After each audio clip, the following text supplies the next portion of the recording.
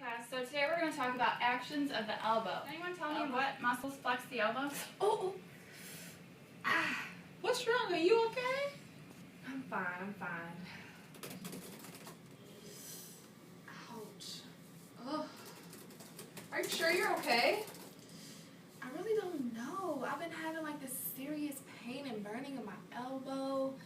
Lately I've just been picking up and dropping things. In the morning I've had like stiffness, my elbow. I really don't know. Let me look that up for you. You know what? That sounds like lateral epicondylitis. Lateral epicondylitis? What is that? Good morning, class. Today we'll be presenting on lateral epicondylitis. My name is Hawa Conte. My name is Alyssa Hank. My name is Sharice Jones. My name is Chidebara Koronko. And we're going to go ahead and get started. So what is lateral epicondylitis? Lateral epicondylitis is the most common overuse syndrome. Also known as tennis elbow, lateral epicondylitis can be described as inflammation of the tendons which connect the forearms on the outside region of the elbow. And as you can see here, we have an illustration. So what are some common causes of lateral epicondylitis? Lateral epicondylitis can develop as a result of repetitive gripping or wrist extension. Also, excess or repeated stress or sprains cause damage to the muscles and tendons controlling your wrists and fingers. Some common activities which can promote the occurrence of lateral epicondylitis include, but are not limited to, tennis, racquetball, fencing, and weightlifting.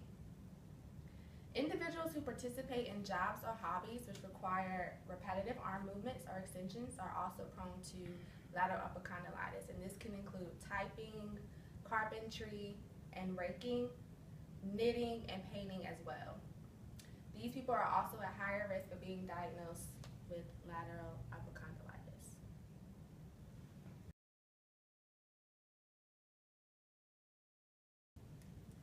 Alright, so when a patient comes into the clinic and they present with lateral epicondylitis, their clinical presentation may include pain or burning or tenderness at the lateral epicondyle, either anteriorly or distally.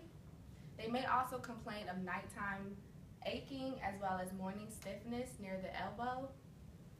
They may also complain of weak grip strength, increased pain during activities which require use of gripping and or wrist radial deviation. They may also experience tightness of the extrinsic extensor muscles, where pain increases as the muscles are stretched.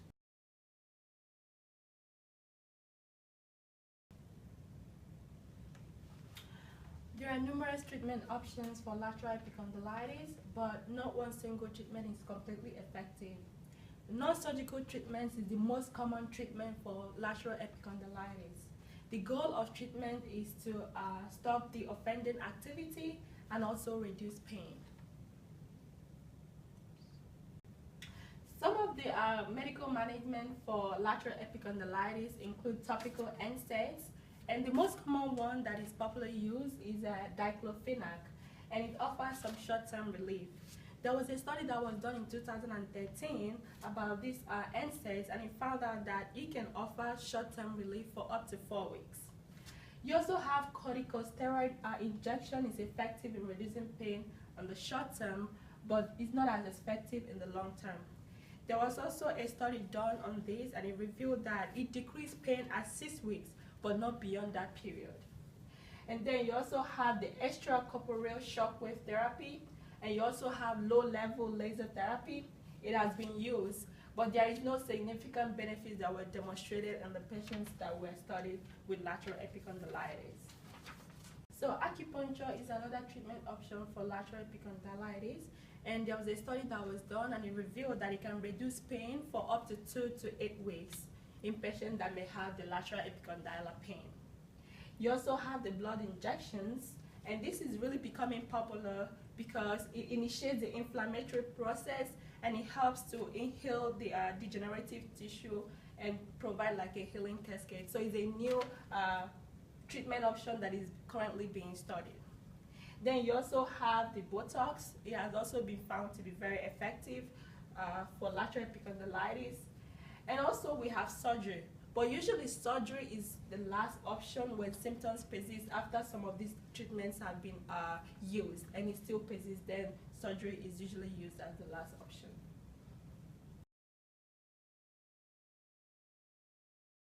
Usually there are no complications with lateral epicondylitis, but radioneuropathy may actually exist in a small population of people that symptoms persist that have lateral epicondylitis.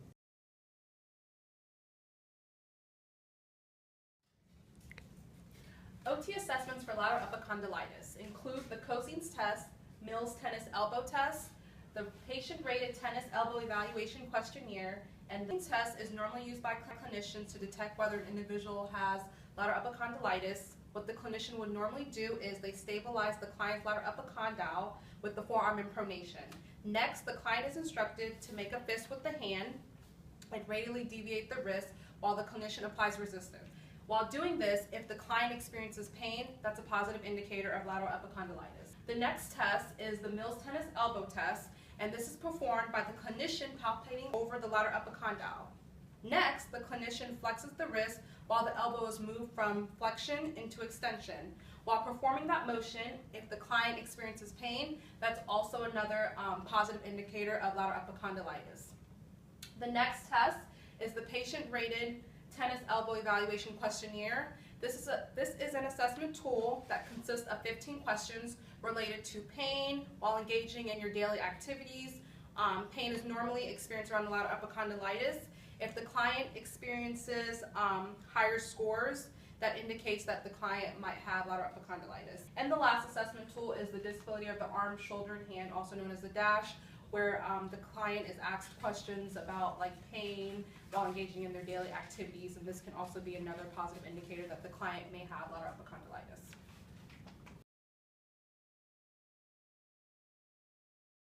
So OT interventions for lateral epicondylitis include education, ergonomics, activity modifications, orthotic interventions using kinesiotape, and eccentric exercises. Ms. C is a 23-year-old female who is employed as an office coordinator. She was recently diagnosed with lateral epicondylitis and would like to return to her job as soon as possible. Following an ergonomic evaluation of her work environment, the following observations were made and recommendations were suggested.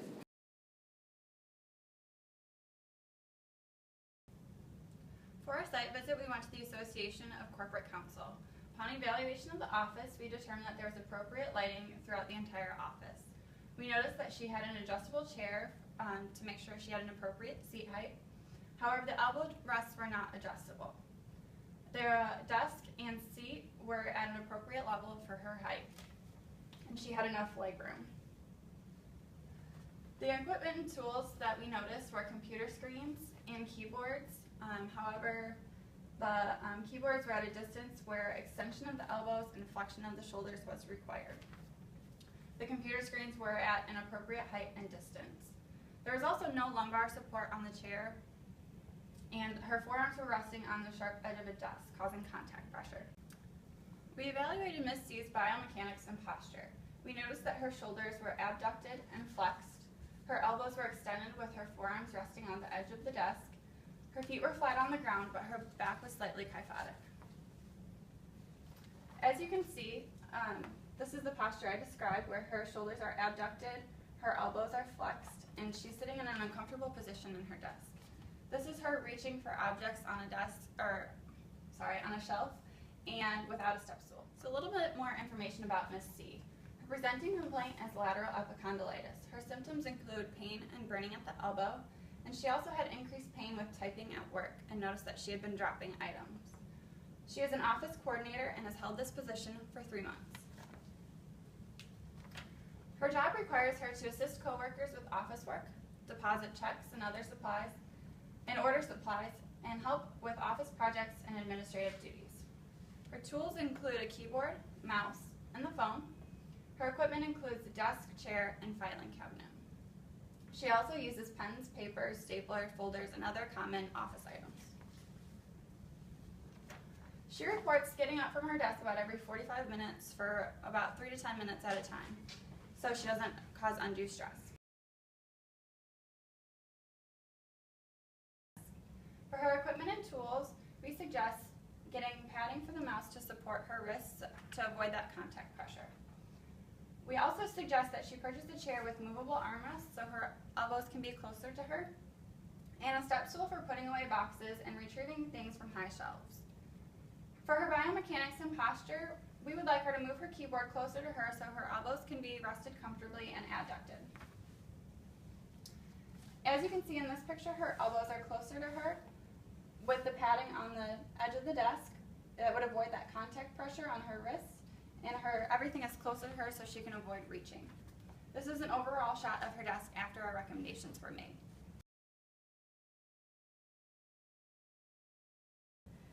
So the Michigan's checklist for upper extremity cumulative trauma was performed with Ms. C, and based off the responses, Ms. C does present with associated risk factors that you would see with an individual who has an upper extremity cumulative trauma. All right, so these are our references, and that concludes our presentation. Thank you for listening and have a wonderful day.